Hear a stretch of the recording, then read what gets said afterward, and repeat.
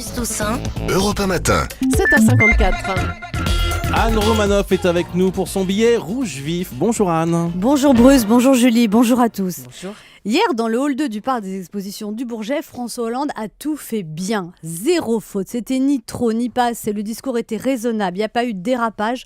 En l'écoutant, j'ai l'impression d'être chez le dentiste. J'ai rien senti. Tout était cadré et même ceux qui ne pouvaient pas l'encadrer ont dû le reconnaître. Hier, au Bourget, François Hollande a réussi son examen de candidat. Sur un bulletin de notes, on aurait pu mettre élève sérieux, raisonnable, volontaire et appliqué, exposé clair et sans surprise. Un peu d'élan et de fantaisie auraient été les bienvenus.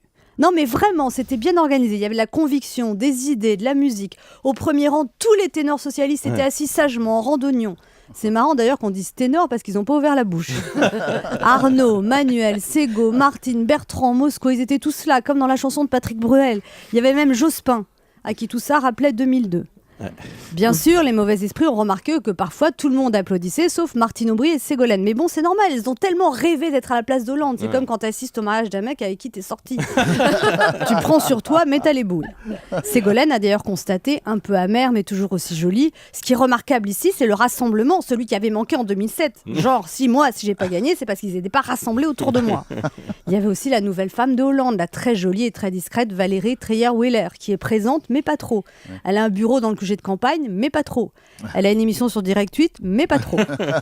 Pour chauffer la salle, le Français préféré des Français, Yannick Noah, est venu chanter un quart d'heure. Yannick, soutiens qui tu veux, mais je t'en prie, rase cette barbe poivre et sel qui te fait ressembler à un chanteur de la compagnie créole. Et puis François Hollande est arrivé et il a annoncé la fin des privilèges quand en 1789. Et là, j'ai pensé, il se prend pour Robespierre. Et c'est vrai que c'est rassembleur la fin des privilèges. Tout le monde est contre les privilèges des autres. Privilège, c'est souvent le nom qu'on donne aux avantages des autres. Le truc de Ségolène, c'était fraternité. Le refrain d'Hollande, c'est égalité. Et ça, tout le monde veut être l'égal des autres. Enfin, des plus riches, parce qu'on a rarement envie d'être égal des plus pauvres. On sait maintenant que si François Hollande est lui, il n'ira pas manger au Fouquet, mais au Flunch. Il voyagera plus en Airbus, mais en TER. En fait, la présidence de Hollande, ce sera comme le remake d'une série américaine faite par des Français. Pareil, mais en moins bien. Autre idée forte, mon véritable adversaire, c'est le monde de la finance. Là, je me suis dit, ça y est, il se prend pour Mélenchon. Puis je me suis demandé, mais c'est quoi le monde de la finance ? Les banquiers, les traders, mon conseiller clientèle au Crédit Agricole ? Oui, il a raison, François Hollande, je me suis dit en l'écoutant, fuck la finance, nique la finance ta mère. En même temps, mon adversaire, c'est la finance. Est-ce que c'est le truc à dire quand on a autant de dettes ?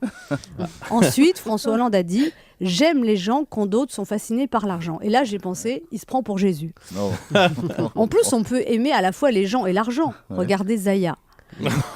Puis François Hollande a dit « Certains me reprochent de n'avoir jamais été ministre. Quand je vois ceux qui sont aujourd'hui, ça me rassure. » Là, je me suis dit, il se prend pour Coluche. Comme le constate la presse ce matin, hier, François Hollande a enfin endossé le costume du président. Il a, comme on dit, fendu l'armure. Après Ségaud qui se prenait pour Jeanne d'Arc en 2007, Hollande se prend pour du Guesclin. Moi, j'aurais juste une chose à dire, monsieur Hollande, la prochaine fois, ça serait bien que vous débordiez un peu, parce que si vous deveniez président de la République, un président aussi normal, raisonnable, ennuyeux, nous les humoristes, qu'est-ce qu'on va bien pouvoir raconter ? Merci beaucoup Anne, on vous retrouve demain matin. Dans un instant, la météo.